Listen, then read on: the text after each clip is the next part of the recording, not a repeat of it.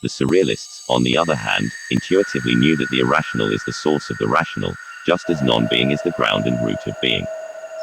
The existence or being objectively external is illusory, since it depends and is projected by non-being.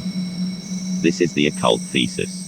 The science of the occult is the science of the interior, and it deals with the subconscious and its interrelationship with external consciousness, i.e. objectivity. However, above all that psychologists can say, there is no individual subconsciousness, for the subconsciousness is essentially the sub-treatment of consciousness.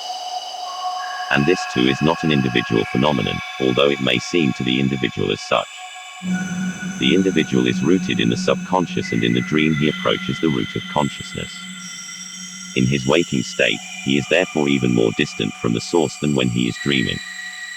It should here be understood that the dream does not necessarily entail sleep. There are daytime dreams as well as nighttime dreams. The factor that clearly distinguishes dream from thought is the latter's essentially volitional quality.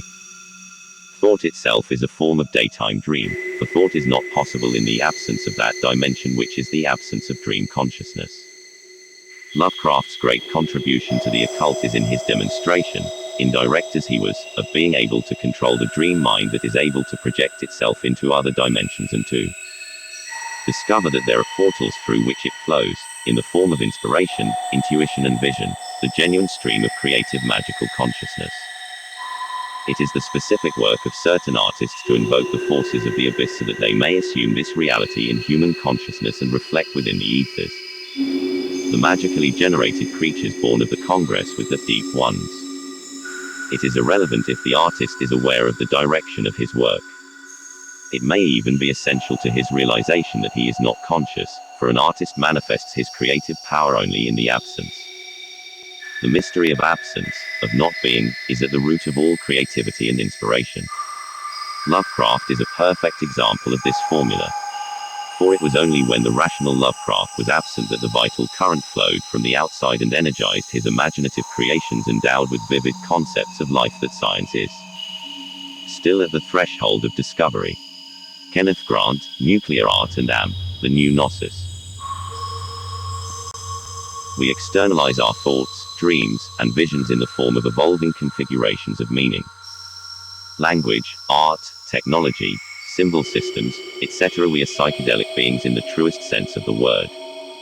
It is who we are, what we do, and it is by this act of creation that we externalize the spirit. Nothing is static. Everything is in motion. The world is a battlefield of consciousness.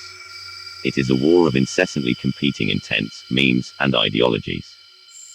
It is an ecosystem of various frequencies, tribes, cults, methods of liberation and methods of control. In every ripple of intent that spreads across the greater pool is found a certain paradigm, a certain way of thinking, and the want that others adopt these views. The originators of these ripples all believe themselves to be correct, and few are willing to compromise. Within these competitive ripples is reflected the rising and falling of nations, ideologies, religions, political and economic systems. From the gradual complexifying of consciousness emerges agriculture, architecture, metallurgy, music, poetry, ethics, mathematics, jet propulsion engines, atom smashers, your city, your car, and your kitchen sink. Liber LS.